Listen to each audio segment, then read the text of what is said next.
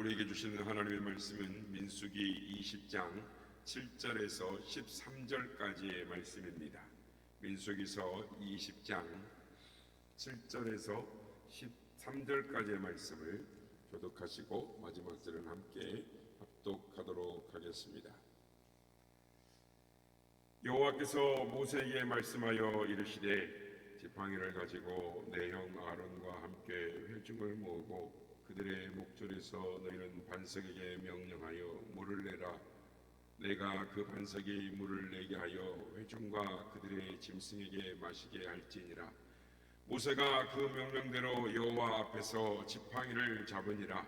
모세와 아론이 회중을 그 반석 앞에 모으고 백성과 그들에게 이르되 반역한 너희여 들으라.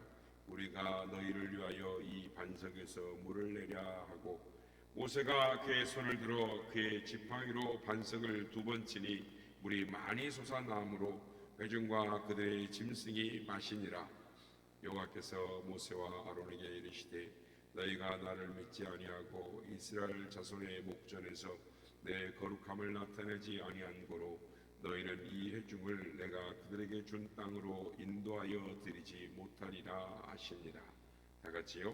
이스라엘 자손이 여호와와 다투었으므로 이를 무리바 하니라. 여호와께서 그들 중에서 그 거룩함을 나타내셨더라. 아멘. 할렐루야. 오늘도 우리 함께 하신 주님을 찬양합니다. 우리가 성경을 읽어갈 때 대부분이 납득이 되기도 하고 또 잘 이해가 될 때가 있습니다만은 우리의 작은 이성 비판에 의해서 쉽게 납득이 잘 안 되는 부분들이 있습니다.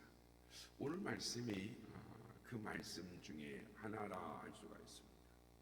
오늘 사건을 통해서 모세는 하나님이 약속하신 가나안, 즉 젖과 꿀이 흐르는 땅으로 들어가지 못하게 되었습니다. 모세는 어쩌면 이스라엘을 구원하기 위해서 이 땅에 태어난 사람입니다.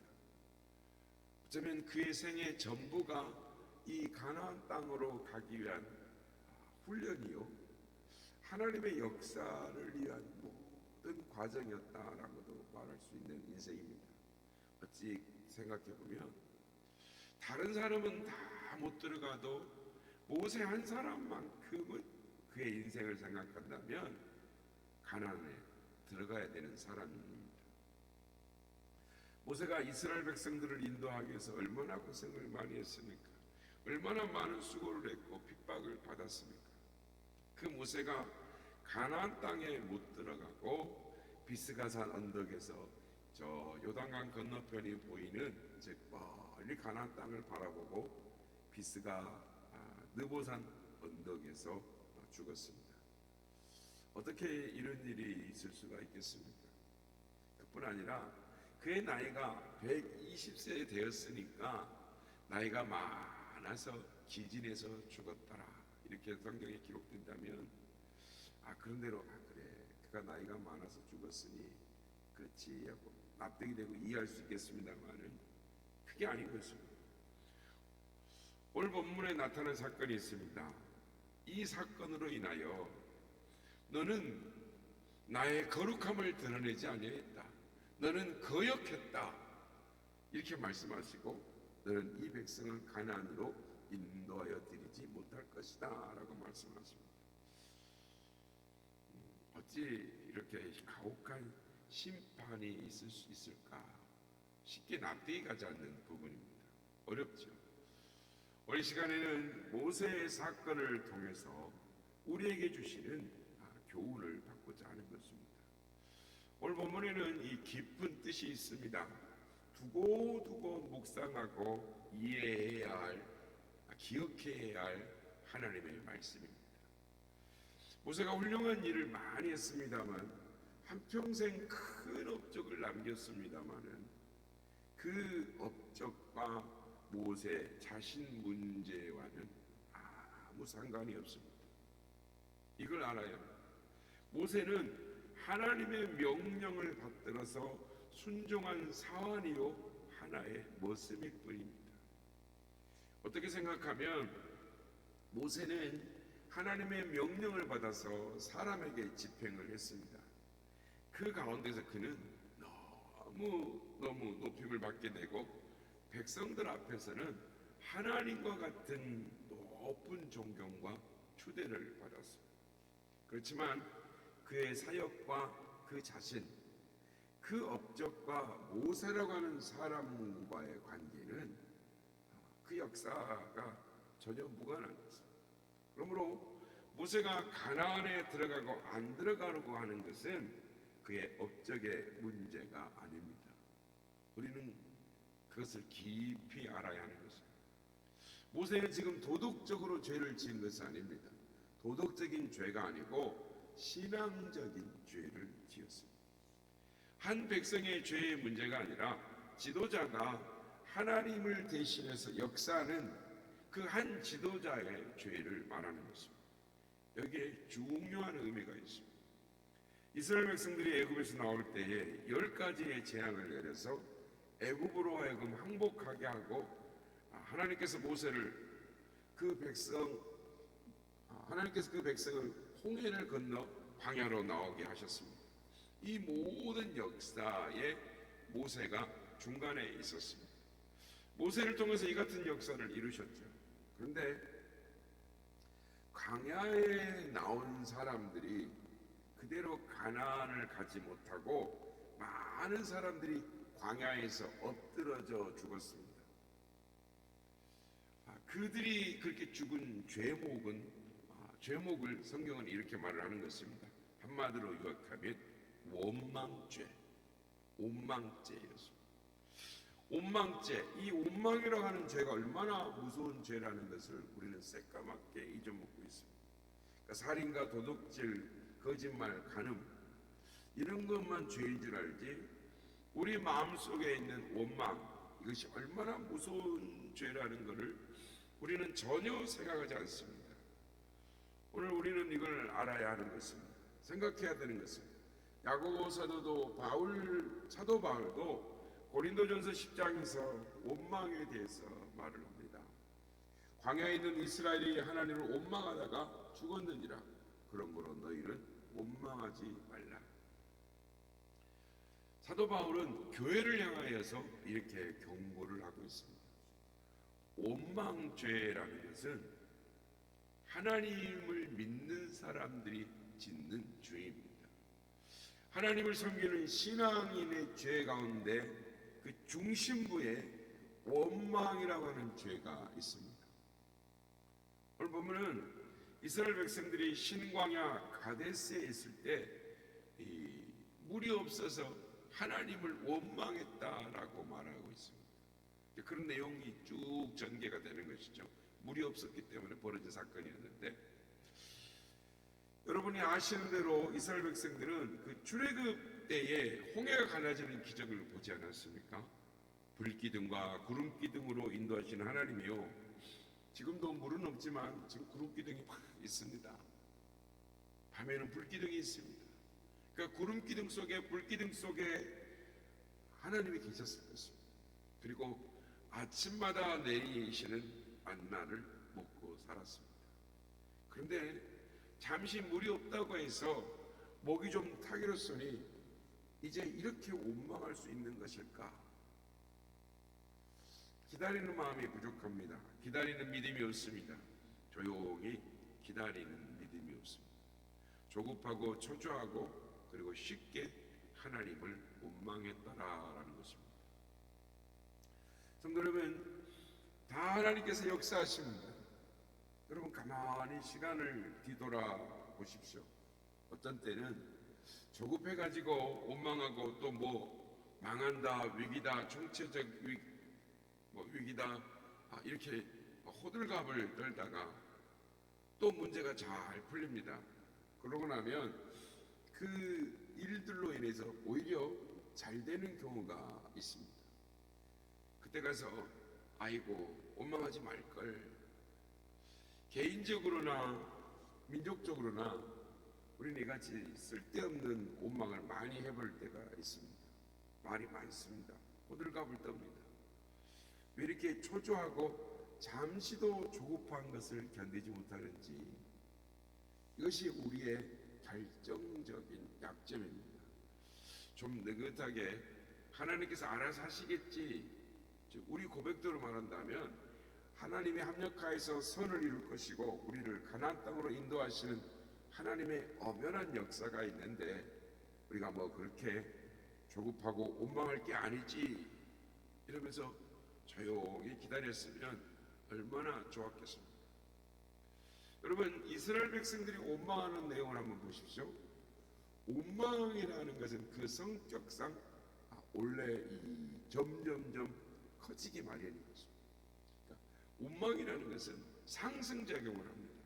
그래서 조그마한 일을 원망하다 보면 커지고 커지기 시작하면서 뒤에서 마귀가 작용을 합니다.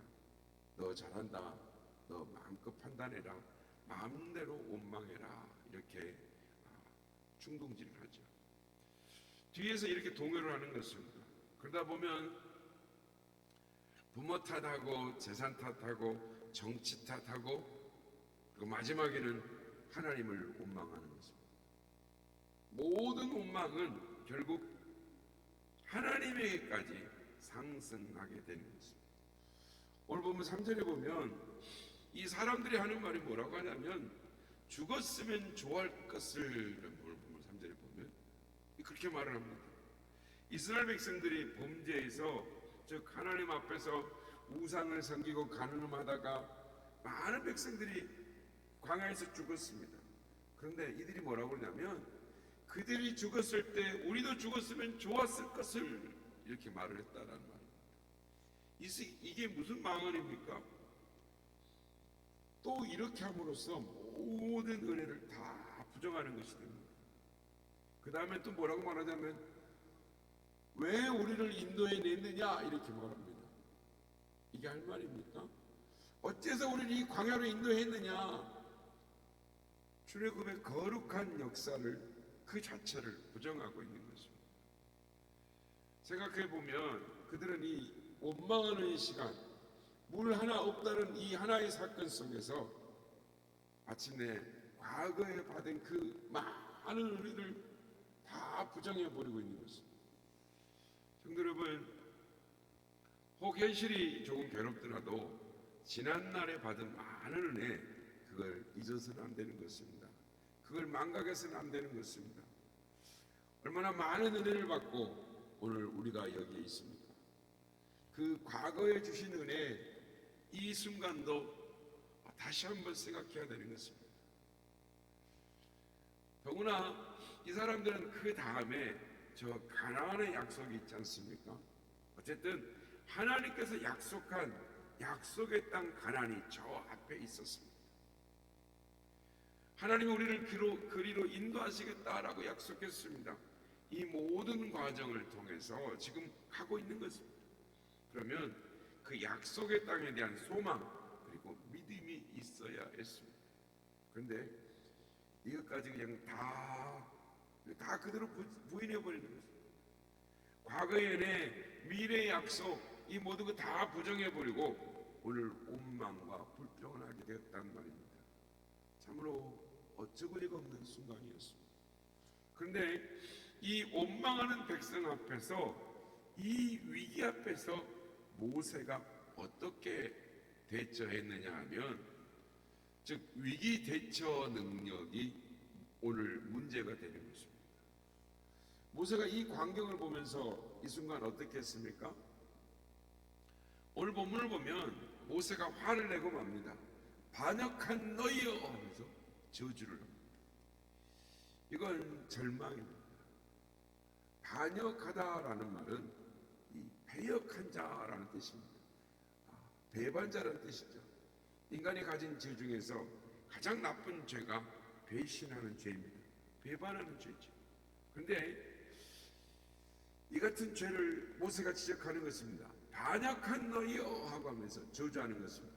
원망하는 백성을 보면서 자기도 자기 페이스를 잃어버리고 그냥 화가 나가지고 자기가 무슨 말을 하는지를 몰라요.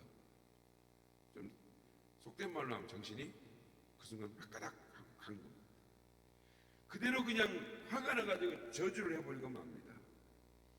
이것이 모세가 잘못한 것입니다. 성도 여러분, 원망이 마지막에 분노로 폭발했어요. 분노로 폭발하는 시간입니다. 하나님의 백성입니다. 어쨌든 하나님이 인도한 백성입니다. 큰 권능으로 구원하신 백성입니다. 하나님의 백성을 모세가 심판하고 저주할 권리가 없습니다. 다른 어떤 상황에서도 내가 하나님의 위치에 올라서는 안 되는 것입니다. 소망이 있느니 없느니 그런 소리에서는 안 되는 것이었습니다. 하나님께서 하시기 때문에 우리는 그 상황 속에서도 신앙적으로 반응해야 했습니다. 그런데 모세가 이 순간에 안타깝게 신앙을 저버리는 시간이 되고 맙니다. 그리고 원망하는 백성을 원망하고 저주하게 됩니다. 사랑하는 여러분, 하나님의 백성은 하나님이 알아서 하실 것입니다. 모세가 이러고 저러고 말하게 돼 있는 것이 아닙니다. 여러분, 이상한 게 있습니다. 이상한 것이 이런 경우인 거죠. 여러분, 혹 여러분의 자녀가 뭘 잘못하더라도 내가 나무랄 수 있는데 다른 사람이 나무라고 어떻습니까? 기분이 나쁘죠. 그렇지 않습니까? 그런데 부부간에도 이것 때문에 싸울 때가 많습니다. 어머니 자식 잘 되라고 이렇게 혼내키고 말하는 건데 아내가 아이들을 나무라 하면서 뭐 어쩌고 저쩌고 하면 남편이 뭐라고 말합니까? 왜 그래? 아이들 데리고 뭘 그까진 걸 가지고 나무래? 하면서 이런 저렇게 말하다가 싸우지 않습니까? 반대로 남편이 어떨 때는 아이들을 막 심하게 막 말을 하고 혼을 내킵니다. 그리고 아내가 어떻게 합니까? 당신이 잘못해놓고 왜 아이들을 가지고 그러냐고 그러면서 그러다가 한바탕 부부간에 싸움을 하는 거 있지 않습니까? 이게 다 뭡니까?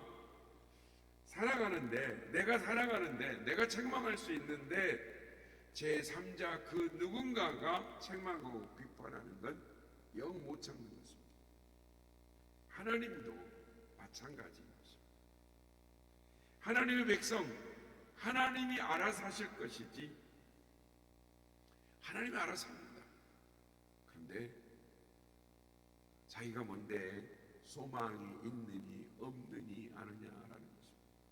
그건 아주 건방진 생각입니다. 불신앙적인 생각입니다. 여러분, 하나님이 하시는 역사 우리가 시비를 버리지 말아야 하는 것입니다. 그건 하나님이 하시는 일입니다. 우리는 사랑할 의무가 있고 용서할 의무가 있을 뿐이지 우리가 비판할 권리도 권력도 없습니다. 우리가 분명히 알아야 합니다. 모세가 여기서 실수한 것입니다. 여러분, 예수님께서 십자가를 지실 때 얼마나 어려운 순간입니까? 그 백성들이 창으로 찌르고 조소를 하고 머리를 막 흔들면서 저주하면서 예수님을 십자가에 못 박습니다. 더 놀라운 것은 대제사장 가야바가 그 앞에 있었습니다. 예수님이 십자가에 못 박힌 원인은 거기에 있었습니다. 대제사장 가야바가 예수님을 고소했죠. 그럼에도 불구하고 예수님은 그 누구를 원망하지 않으십니다. 그 순간 하나님을 생각합니다. 하나님을 바라봅니다. 그리고 말씀하십니다. 하나님이여, 아버지여, 이들의 죄를 사하여 주옵소서. 저들이 하는 것을 모르기 때문입니다. 바로 이것입니다. 예수님은 그 순간 가야바를 저주하지 않으십니다. 백성을 원망하지 않으십니다. 하나님, 저들을 용서하여 주옵소서. 이것이 바른 신앙적인 자세인 것입니다. 또 우리가 잘 아는 스데반 집사가 있지 않습니까? 헬라파 유대인들, 바로 엊그제까지 친구였을 것입니다. 이 사람들이 스데반을 향하여 돌을 던집니다. 이를 갈면서 돌을 던집니다. 그러면 스데반 입장에서는 이럴 수가 있느냐? 너희가 이럴 수가 있느냐? 어제까지 친구였는데 이럴 수가 있느냐? 원망할 수 있겠죠. 세상이 어찌 이런단 말이냐? 절망할 수 있을 것입니다. 그런데 아닙니다. 그는 하늘을 우러러보았습니다. 하나님을 쳐다보았습니다. 예수 그리스도를 보게 되고 예수 그리스도 우리 주님과 눈이 마주치게 되었을 때 그에게 원수가 없습니다. 뿐만 아니라 그 얼굴은 천사의 얼굴과 같이 같게 되었더라 라고 말씀을 합니다. 얼마나 귀한 이야기입니까? 모세가 이 순간 바로 그 신앙을 갖지 못했습니다. 그걸 가졌더라면 얼마나 좋았겠습니까? 반역한 너여! 원망 불평한 결과 이것이 불신앙이었습니다. 사랑하는 여러분, 원망하는 죄가 얼마나 큰 죄인 것을 아십니까? 가장 높은 덕은 감사하는 것이고, 원망을 듣되 대신 원망해서는 안 되는 것입니다. 세상이 온통 엉망이 되어가도 우리는 원망해서는 안 되는 것입니다. 바라기는 하나님을 믿으니까 하나님이 알아서 하실 걸 믿고 온유한 마음으로 겸손한 마음으로 하나님을 섬기시는, 하나님의 사람들을 섬기시는 우리 모두가 되시길 바랍니다. 오직 믿음으로 믿음의 사람의 길을 어엿하게 담담하게 당당하게 걸어갔으니 하나님 보시기에 참 너는 충성되다, 너는 참 나의 사람이다 라고 말씀하시는 하나님의 그런 칭찬과 인정을 받는 그런 믿음의 사람의 길을 걸어갔으는 우리 모두가 다 되시기를 예수님의 이름으로 축복합니다.